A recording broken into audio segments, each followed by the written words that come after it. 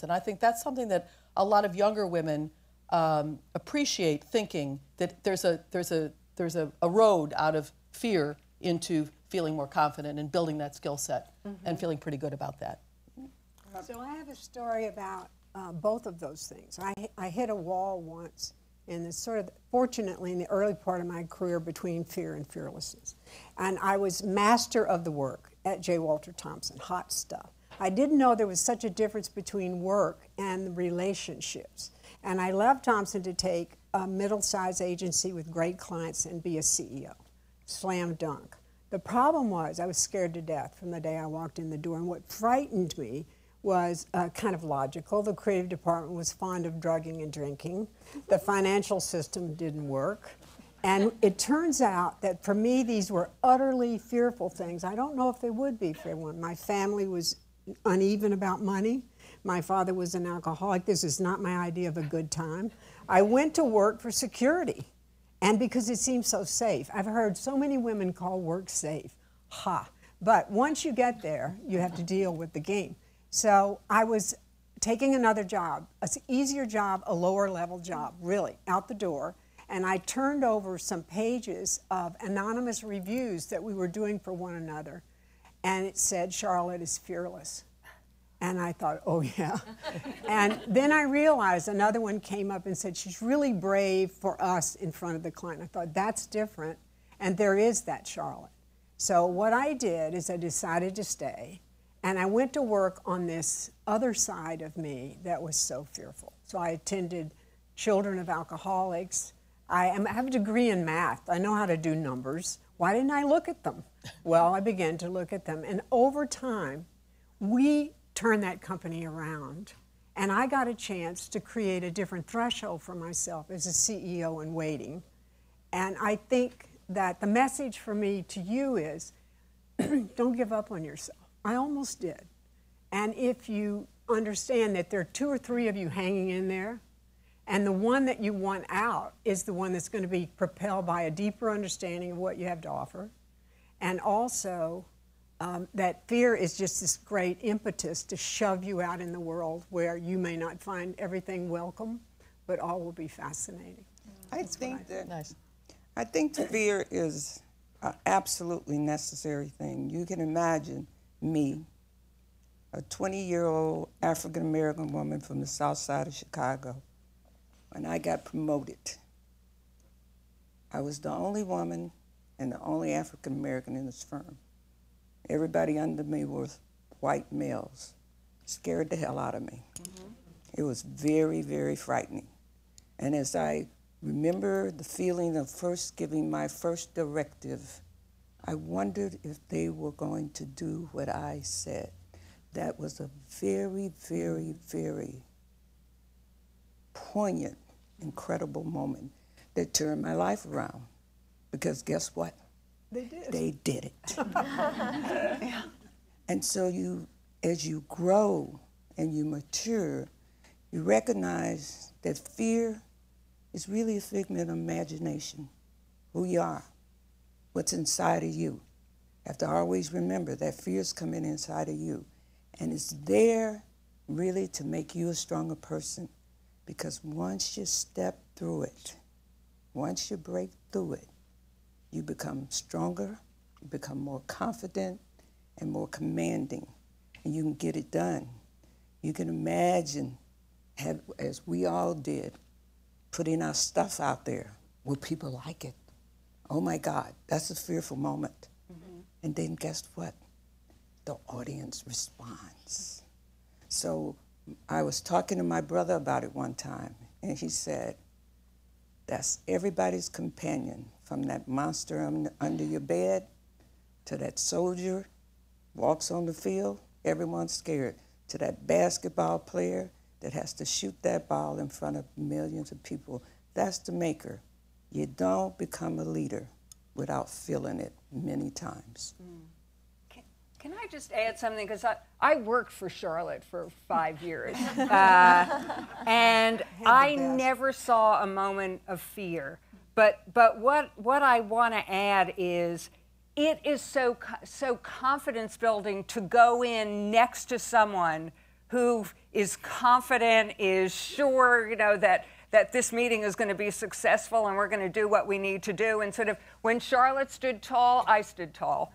And so having someone beside you who are, you know, above you, who you can look up to, who has this kind of command and belief makes all the difference. And by the So thank you, Charlotte, for the... Am I crying? I should Well, it's beautiful because it was also you're reading someone else's review No, but of you. I have another addendum to that. When I was improbably offered the job of Ogilvy, and I had almost no qualifications, actually. And you know, the McKinsey study says when women think they don't have any qualifications, they say no, and men say, I can do it, even if they don't. So we got to learn that trick. So I was busy learning it. I didn't have a lot of things. I asked to speak to the head of New York, which, can you believe my luck, was a woman? And so Shelley and I are talking, and I'm trying to understand even the questions to ask. And Shelley interrupts me and says, if you come to Ogilvy, I'll support you. And I have to say, I decided to go at that moment. How can you beat a story like that? Now that's fearless, isn't it? With no known sure thing. You know, I just want to say, I never worked for a woman, ever. And I tried to be a good woman for other people. But I remember we were all scared because, you know, it's the advertising business, it's the scary business. Crazy. And I remember saying to the men who at McCann, on the rare occasion when they would be honest with me about something, I'd say, aren't you guys scared? Look at what we're up against. And they would go, of course we're scared, but we don't want anyone to see it. And I thought that was really smart. You know, you can pretend that you're not scared. And after a while, it becomes a self-fulfilling prophecy. If you pretend that you're not scared long enough and with enough passion, pretty soon you won't be scared. It never quite happened to me. I never quite got the don't be scared area, but I was pretty good at pretending that I wasn't scared. Or, you know, that line, don't let them see you sweat. Yeah, absolutely. And so it's what's on the inside that... Yeah. Right. But I learned a lot from the men I worked with. Yeah. We all did. We're coming back to that, definitely. Daisy, I want to hear about your fearless moments. All my life, right? I came from Cuba when I was 10. I was scared to come here. I was scared not to speak English. I was scared when I walked into YNR and I was, you know, accepting a position as creative director that I didn't think I was qualified for, but my husband said, you can do it, you can do it. And fast forward 10 years after being there, I was running the company. And after, you know, being somewhat successful and almost, you know, we were growing very fast and we had a mission and so on and so forth. And NAFTA comes along. And again, it was, you know, an all-male board. I was several steps removed. What I represented, the Hispanic market, was really low priority. There were like 20 million Latinos at the time. Today there are 60. We're still not the priority, but at least we're part of the conversation. And someone said we're going to merge Bravo with Latin America. Right. And I said, well, this doesn't make sense. No one's asked me for my opinion. I've been doing this. And so in a very fearful way, I said I can't. You know, I have to speak up. And I think that that's another lesson. I think you need to really voice how you feel, and then depends on what happens, you make your decision. But I was vocal. I found someone who happened to be a woman at YNR New York who helped me. She said, you have to put a business plan together. I did. And they took it to my boss, who in turn said, you know what? The decision, I think, is made, but the board would like to hear you. And someone said, the odds are, you know, don't keep your hopes up. But the truth is that after being very scared, my knees were like maracas, running to the meeting, and all this impressive group of guys that I had really no contact with. And after presenting my plan, and they were all very poker face, 24 hours or 48 hours later, I was told, your plan was approved. We're going to separate Bravo into a separate company from YNR New York. It'll be a company within Young and Rubicam. You know, I was promoted. And I guess that marked my career and probably the path of Hispanic marketing in America. So without the fear and overcoming that fear, I wouldn't be sitting here today. So that's just an example that happened many years ago, but I have stories and stories of just overcoming that fear to succeed. You and everybody on this stage have had a role in really redefining how we see leaders, right? You know, we all had the image of what a leader in any industry looked like, often the sort of, you know, strong-jawed, tough, pull yourself up by the bootstraps type. And certainly in advertising, there's a very clear image of what it used to be. I'm curious what traits each of you feel you relied on the most in the path to get where you are today. I was manipulative. This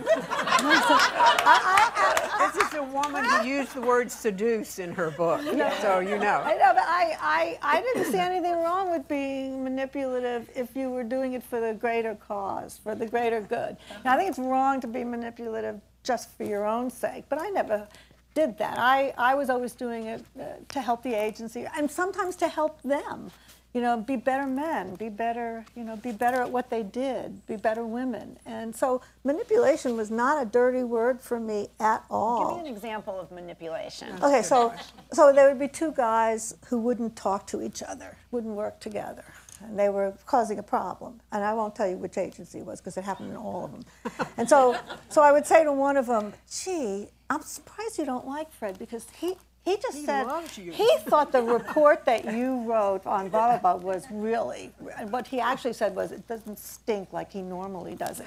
But I kind of spin it around. He said that he thought your report on whatever you were doing was really smart. He said, really? He said that? I go, yeah, he said that. Well, I kind of like him too because he's not that bad. So I go to the other guy, I say, gee, you know, so-and-so just told me that he thought you were really smart. And he was sorry that the two of you didn't work more closely together. I've got They one. believe me. You know? I know. I would believe you. Yeah, they want to believe you. I want you to work with me on that one. Manipulation works. What's wrong with that? There's nothing wrong with that, really. And nothing wrong with seduction, as your Either, book said. yeah. Although you're not allowed to say that today. Well, it But wasn't when- sex seduction. When I was at Ogilvy, We're also coming back to that. we were in a very cerebral organization. If you don't believe me, you can ask Shelley. So there was not, everybody had a rule for everything. I didn't know any of these rules, and I'm from Texas. So I decided that I needed to meet the clients in a hurry.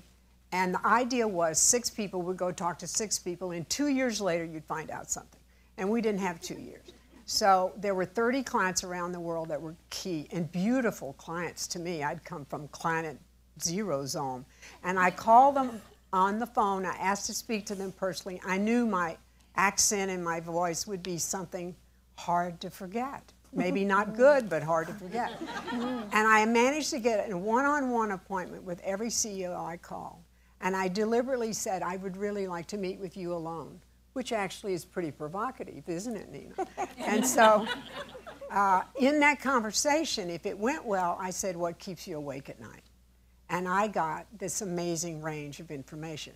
Now, everyone is mad. All the brand managers are mad, and all the client groups are foaming at the mouth, and the CEOs had to go down the hall and find out all the things we did wrong. And I don't let him talk about that, so you have to be good at managing the conversation. But I came home, even though it was a rule breaker, with treasures because I had current, state-of-the-art information about what would work. And I kind of erased this limitation I had about not being a multinational. And I know for a fact that we women don't know the rules. Even now, we say, what are you talking about? Is that the rule? I don't like the rule. So break the rules. That is a very useful trait.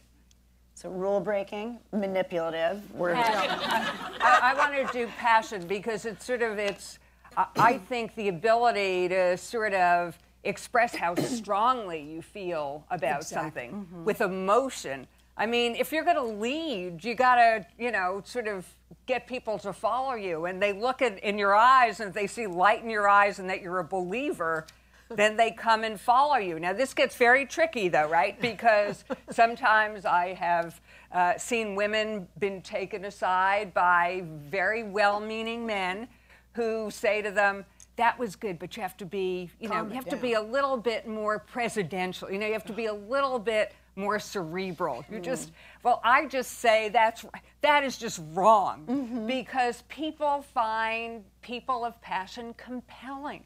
They want to be with them, they want to work with them, they want to believe them, and so I just think it's absolutely essential if you're going to I don't know lead. anything about passion. Okay. Never. Ask for folks who've worked with me. Never. Carol, what about you?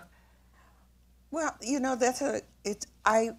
everyone has said everything that I feel in terms of the passion, the manipulation, but more importantly, be a woman. Be a woman. Don't be afraid to be a woman. We have all of that, and we're smart. We can see them. We gave birth to them. We know that. I'll bring up a subject. They used to say to me, Carol, how did you deal with sexual harassment? I sexually harassed them before they could sexually harass me. Uh-oh. Okay, explain. Well, let's walk through that a little more slowly. It was. It's what you say to them. You have to have the courage to have a sense of humor and to be able to manage it. It's like one day one guy said, I had a dream about you last night, Carol. I said, that'll cost you $1,000. He was so stunned, I was gone before he could close his mouth.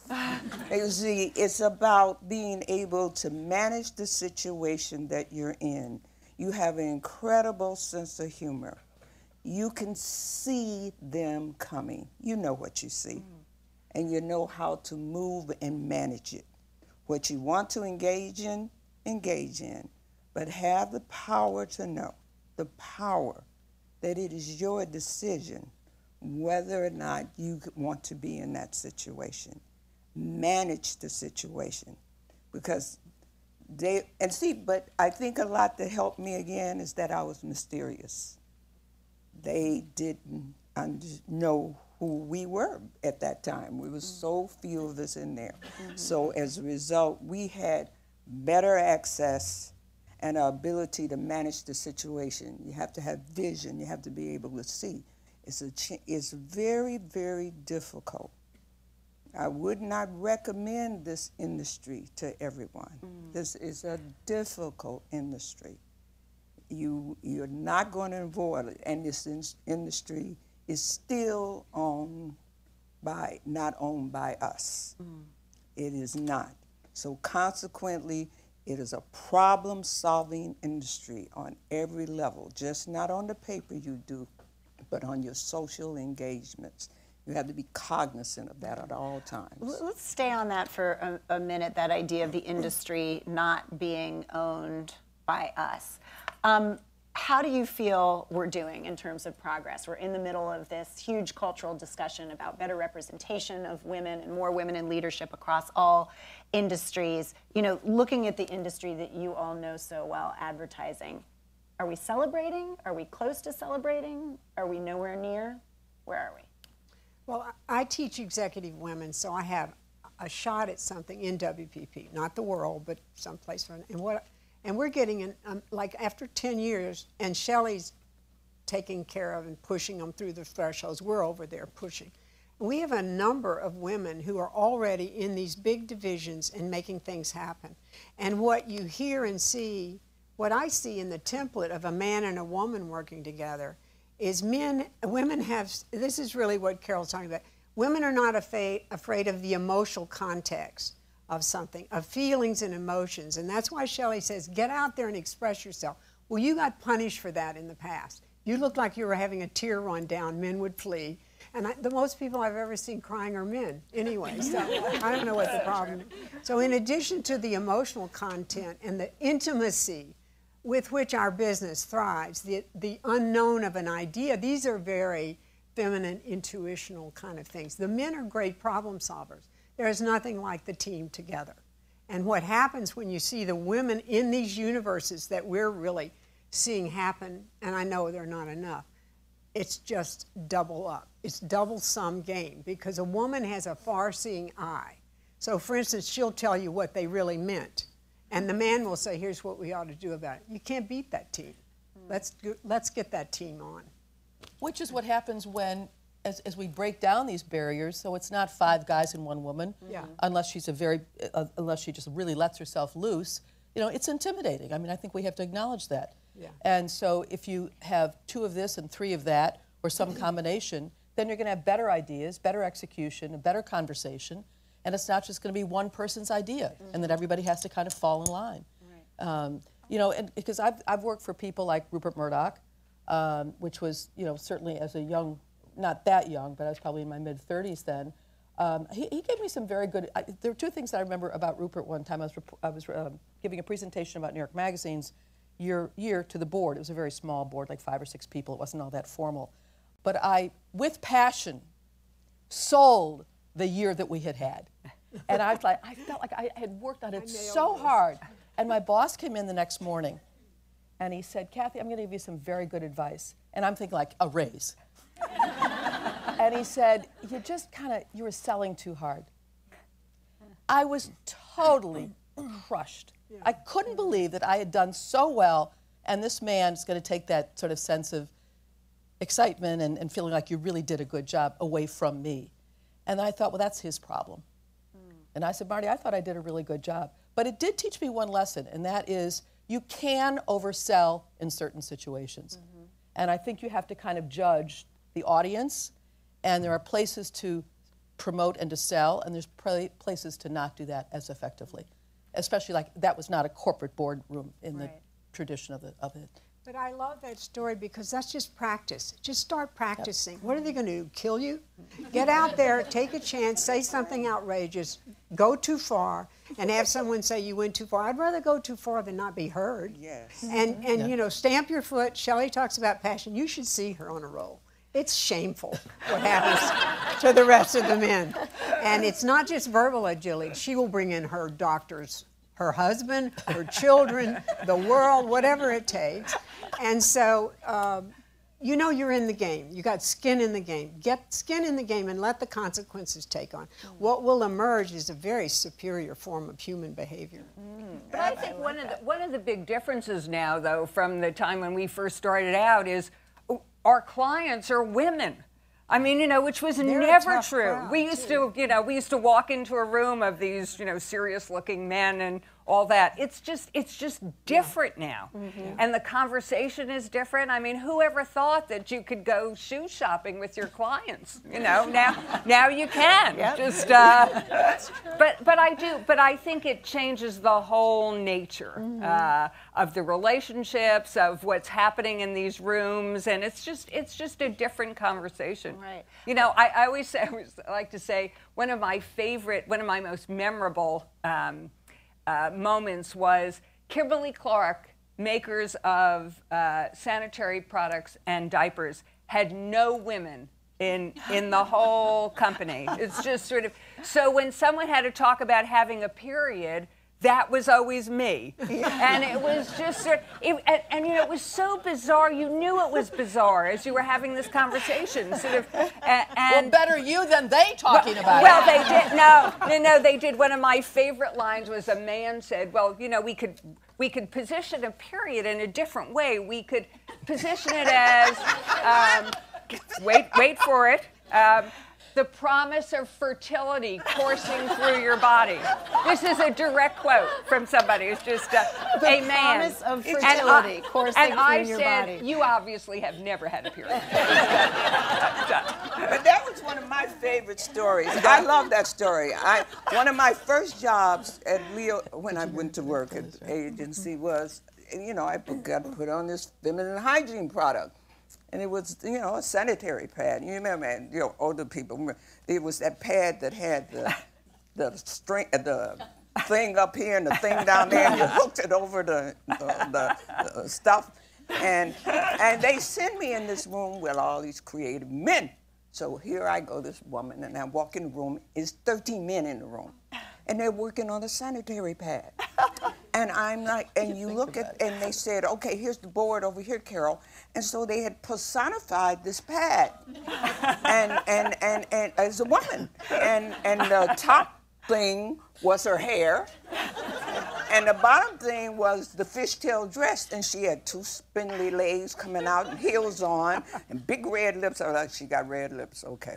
And then the thing was moving, it was dancing. And they said, they thought it was great. How do you like that, Carol? And it's moving. And they were like, yeah, it's got legs. No, it can't move. But it's got, yeah, it shows the agility. It can't move. Of course, nobody listened to me, and they put that thing in test dancing. Oh my God! And the women just like, get that man. It was a ridiculous. I was like, but guess what? It was one of my biggest opportunities because they had to come back to me, and that's when I created, Hey, Are You a New Freedom Lady? And the pad didn't move. Brilliant. We have a lot of men, I can see out there, some really great male allies in the audience. So what would you on this panel like to share with them about what they could be doing to encourage the next generation of women who could be up here someday? That's one reason I wanted to come, because I realize, and we've talked about this a lot, women reach a certain threshold, and what we know we need is that top, that push over the threshold. So what is limiting us from getting to that threshold is that the men who are still making judgments about that do not know how to realize our potential, because the potential is something you haven't done yet. We know what you can do day to day. So we are locked and loaded. We do a great job. It's not enough. You have to teach the men how large, how big, how unlimited your potential is. Well, what's the ammunition you have for that? Well, one of the things, other than your own way of talking about yourself and explaining it and holding yourself, is that men need to be very clear that they're dealing with a different but remarkable resource. And I would like to ask the men to be better researchers. Don't lay in a template of male behavior on top of a woman. Don't give up on us. Spend enough time with us to say, you actually know me. And you know why you don't? Because we don't play golf with you. We don't do all this stuff. And then you actually are now, given the Me Too world, you're intimidated by a more intimate conversation. You can't accept that. Don't do that. Say, I need to go on a trip with you. I don't want it to be weird. Tell me what it is you need in terms of engagement, and I'll do it. And I'll tell you why you have to go. I really need you. And you know what? We'll rise up for that. And we will not let this small, sometimes in our business, small stuff, like Carol said, we should handle ourselves. So that threshold is, can you gauge what is not seen, what is not on the table yet, which is my unlimited potential? And the men have to say, I know how to do that. And if they don't, we'll teach you. Maybe. But what is in it? You always have to answer that question, what's in it for me? If you can't answer that question, you can't make a sale. So what is in it for the men to allow the women at the table? What reason do they have for surrounding themselves with people who don't laugh at their jokes, are afraid to laugh at their jokes because you don't know what that's going to lead to, and are not like them? You know, we're not like them. They don't feel comfortable with us. So why should they promote us? Why should they have a place for us at the table? There has to be something in it for them. They can't do it because it's the right thing to do or because they have a wife or a child. They have to do it because they need us. We provide something for them that they can't find for themselves. And it's our job to provide that. It's not their job to let us in. It's our job to break down the door. And you do that by giving them something they can't get for themselves. And if we could, like socks or what? just because we have, like I always tell the men, get in touch with your female side. You know, you're strong, you're blah blah blah, but have some empathy, have some collaboration. And I remember one time I said to this guy, you're not in touch with your female side at all. And he said, Nina, if I had a female side, I'd be touching it all the time. I'm sunk here. I was thinking that would. I know, it's like, well, How do we retort to that? it was very funny. I laughed very hard. But that's the problem, is that, you know, we need to fit together, and they're not going to have empathy. They're not going to have the female But traits. they can learn.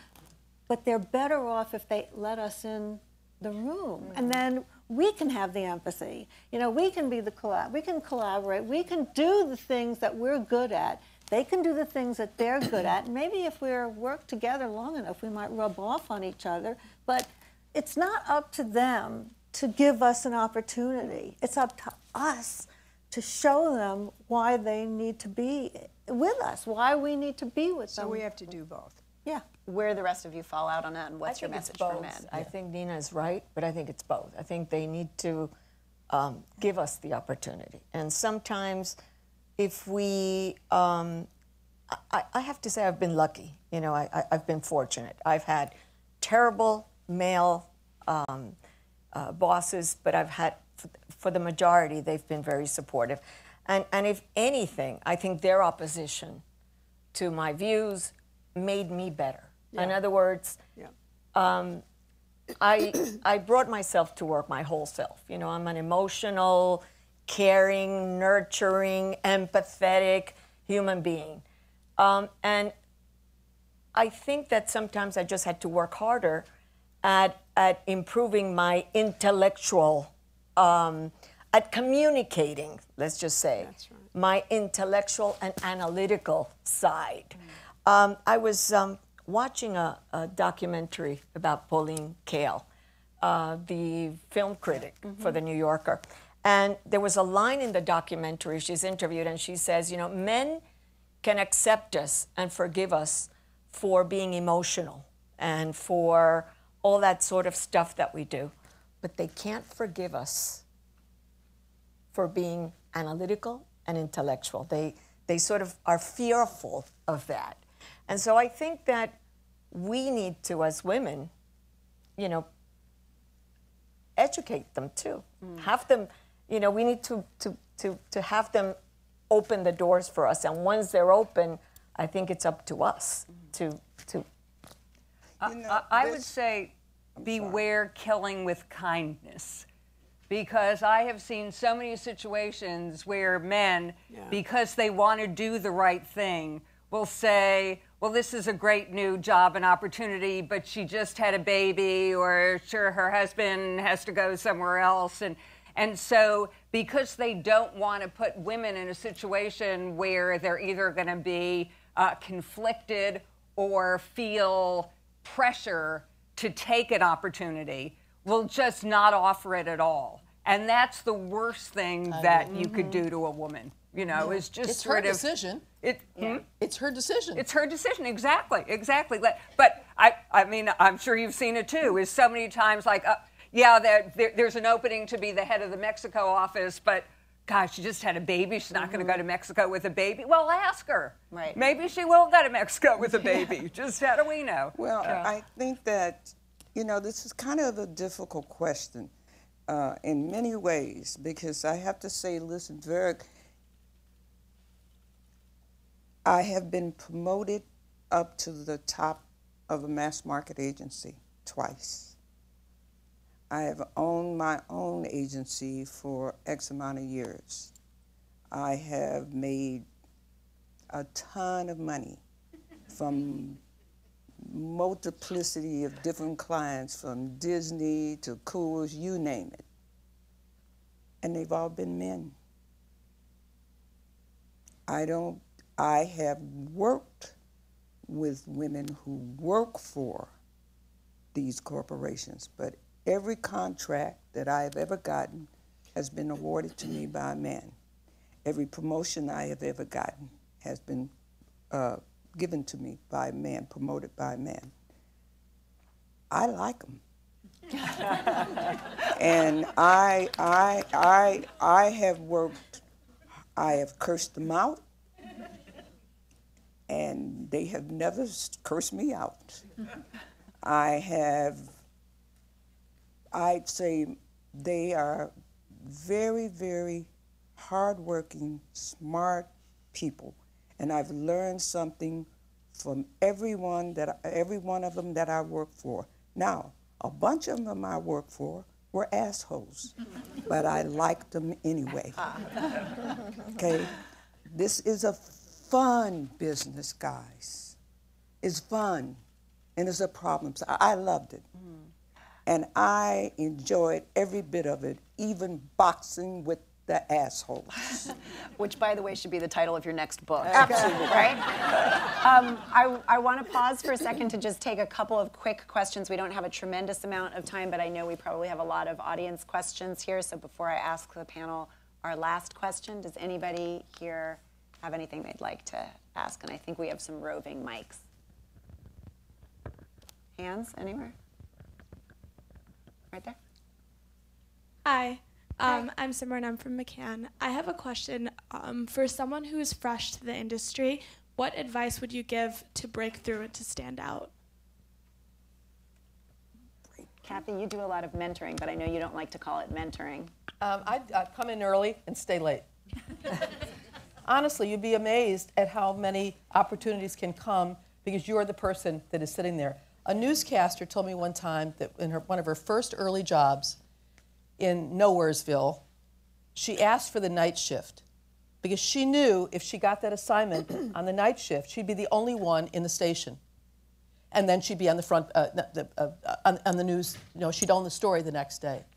So I think that a lot of that is you've got to keep your eye on the prize. You know, what's the next? I never thought about being a CEO when I was 24. I mean, it just wasn't in my, it wasn't in my world. But I was always thinking about the next, always thinking about the next. But you've got to do a damn good job on the current job that you have. That is, in fact, what you are being paid for. Anybody else want to take that one? I think find your edge. I mean, whatever that is. In my case, you know, I was a Latina. I was in advertising. I took the opportunity to put both things together at a time when no one else was doing it. It was difficult. It was challenging. But I made it my opportunity. So I think you have to find your edge. I think you also do the job that nobody else wants. Yes. That's You know, nobody wanted to write Bird's Eye radio commercials when I was at Y&R, and I'll do it. So I wrote about peas, I wrote about that, and I tried to be funny about vegetables, which is hard. And somebody, you know, took notice of it and gave me an opportunity to do a television commercial because of that assignment. I think that's the two biggest things. Number one, you know, how many of you have seen Hamilton? You want to be in the room. Mm-hmm. You want to be in the room, no matter how late it is or how early it is. You got to be there. Second of all, the stuff that, the biggest campaign I ever wrote, Strong Enough for a Man, Made for a Woman. When they were going around looking for people to write on that campaign, those guys ran out the room. Everybody, I'm sitting there by myself. And Carol, would you do this? I'm like, why do they get to work on United and fly to Hawaii and go work on the, you know, me and my RC and all that stuff, and I got to write on Secret? Carol, please do this for me. That campaign went from took that product from number 9 to number 1 in 6 months and made my career. Your opportunities happen every day. They sometimes look very strange to you and a little different. Okay, I've got one that's meaner spirited in a way. Oh, good. Which is, you are going to be conned in the first 10 years of your life into being the best worker in the room. And you are going to be told that if you work hard and stay late and do all that stuff, you will be promoted. But you won't, honey. And the reason you won't be promoted is because there's nothing we like as much as someone who never leaves their desk, never looks up, and just works. So who's going to be inspired to figure out what you can do other than the work? So the whole time you're doing the work, you look for chances to show your relationship side, which Nina describes as seductive. I'm on that. That's fine. Whatever it is, that is your unique quality. The thing that makes you unique in the world has to be shown early, and you can't settle for being modest, kill that word, And obedient is highly overrated. And in the meantime, make a fuss, learn to kick up a scene, learn to express your emotions, and you will blunder and make a fool of yourself, and this is good, because sooner or later, you'll get the hang of it, and they'll say, don't fool with her. And so you have to watch this tendency to be a good girl. I dislike the word all the time and the emphasis on collaboration. It's an excuse to never get anything done. Let's have collision. And let's have the women create the storm and the fuss and explain why these things don't work, because they're intimate and difficult, personal and emotive, and that's what's going to make something happen. So watch out for that work thing. Bravo. There's a question over here. Hi, I'm Jessica Smith. I was a scholarship recipient of New York Women in Communications last year. And I just had a question in terms of like women's support and women in the advertising industry. Shelley, you mentioned like helping out Charlotte earlier, kind of like being these women together. I just was hoping that you could touch upon a time where maybe you helped a woman below you or a woman possibly above you has helped you out in this industry and what that meant for you.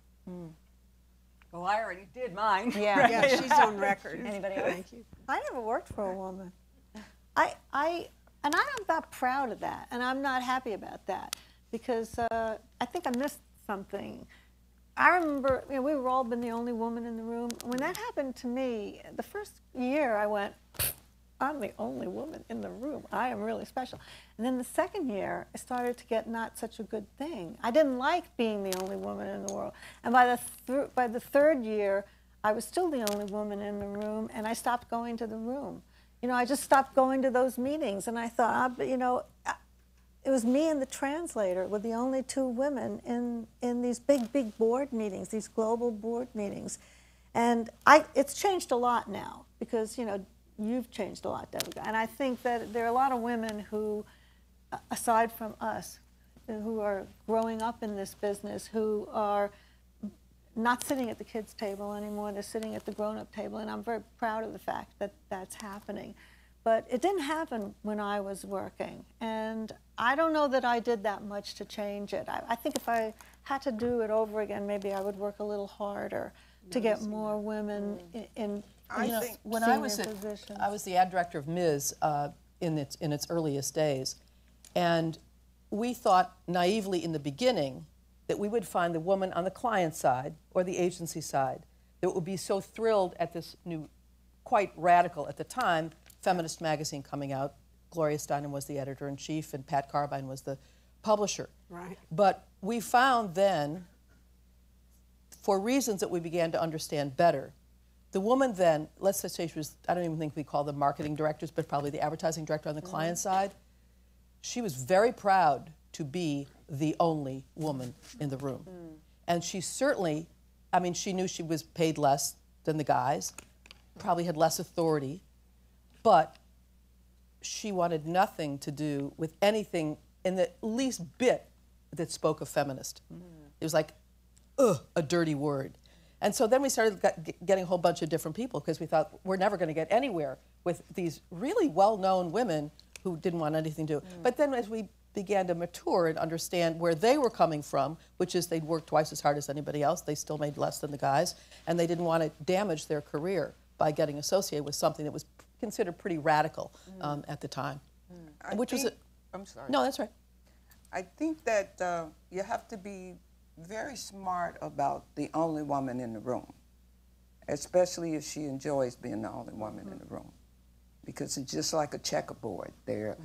There's positions for just women, and so then they become very competitive against one another, and it's a problem. Like I said before, I never worked for a woman, but more women work for me than men. And so what happens when you ascend to the top, you must always remember to send that elevator back down. Love that. Yep.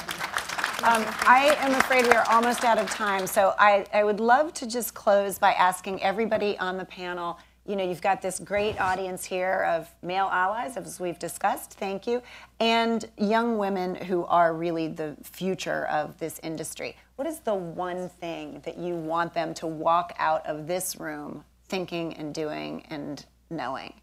Shelley, I'm starting with you. I think, not to sound naive and Pollyanna-ish, but I just think we're in a great industry. I mean, I've had so much fun. I've had such interesting opportunities. I think we spend a lot of time thinking about all the obstacles. I think we need to spend more time thinking about all the opportunities and everything that we've gotten to do.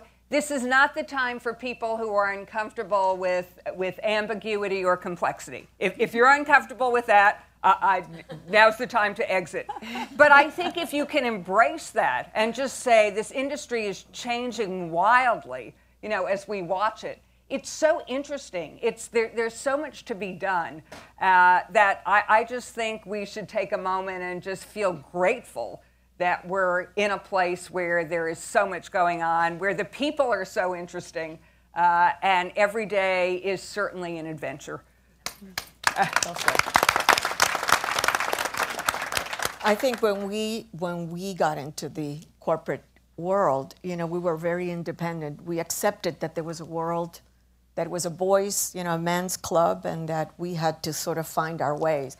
As Shelley said, I think we're seeing that change. I think it's more diverse, it's more inclusive, and you know, again, I don't want to repeat what Shelley is saying, but I think the opportunities are there. I think you have to want it.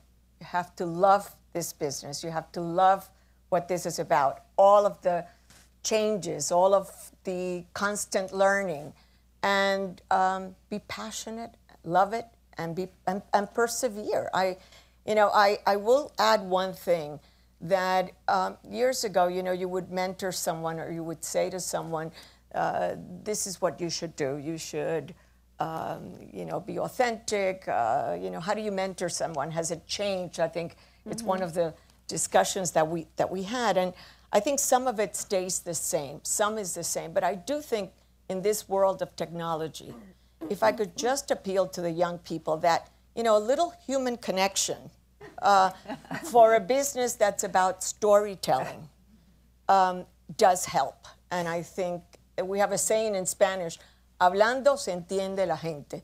When you speak with someone, when you converse, you begin to understand them. And sometimes I think that just look what's happening with our president and the tweets.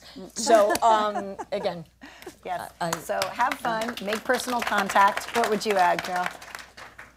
Well, all of that, but I think, you know, it's best been said by the world's greatest philosopher that I love, absolutely great, Winnie the Pooh. What did Winnie say? Ladies, he didn't say ladies, but I'm saying it. You're braver than you believe, stronger than you seem, and smarter than you know. Come on in. Cool. Not fair. When I was in the State Department, I attended I was Undersecretary of State for Public Diplomacy, and some of our money went into the university in Morocco, and there were 3 beautiful women like birds, they were so lovely, who had just gotten a master's degree. And as we were celebrating this, and what I saw as their endless potential, they turned me aside, away from the group and the reporters, and said, Madam Secretary, you do understand we will never, ever have a chance to work. Because in our country, the men don't have enough jobs, and we'll be second. So one of the things I hope we hold is that it is such a privilege to work, to test yourself, to throw yourself in there, to put it against it. One of the things I see in women that is a real different thing from men. Men have had a genetic code, I gotta work. And they take it differently. We do feel in love with our work. Against all odds and against logic and sometimes against progress, we still are in love with the privilege of working. So when you get up there and you make some progress, there's one other aspect.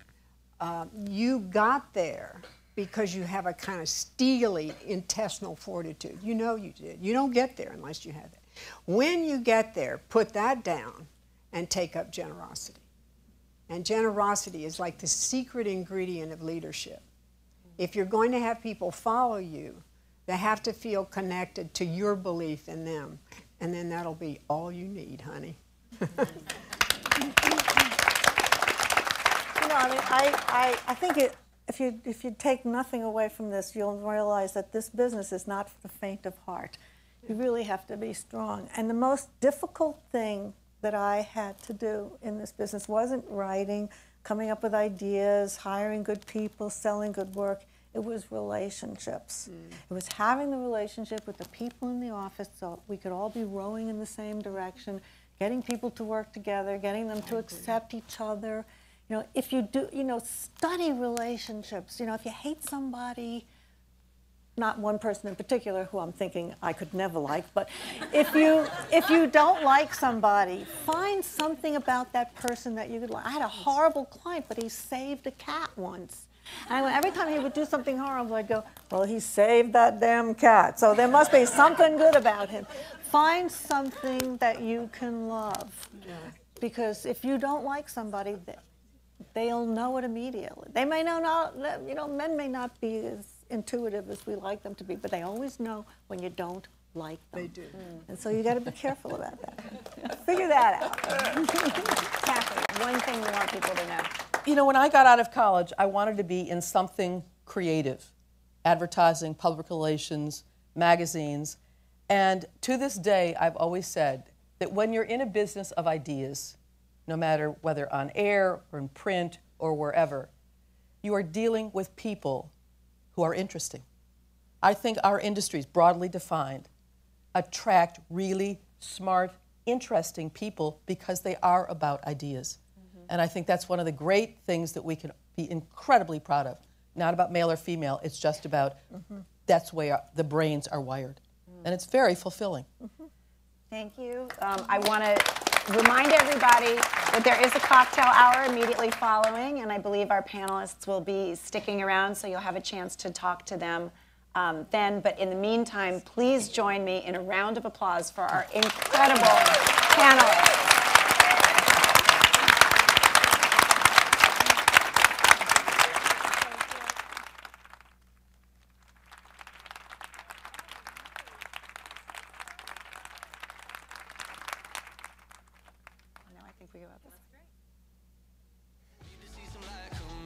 Can I just turn back the clock?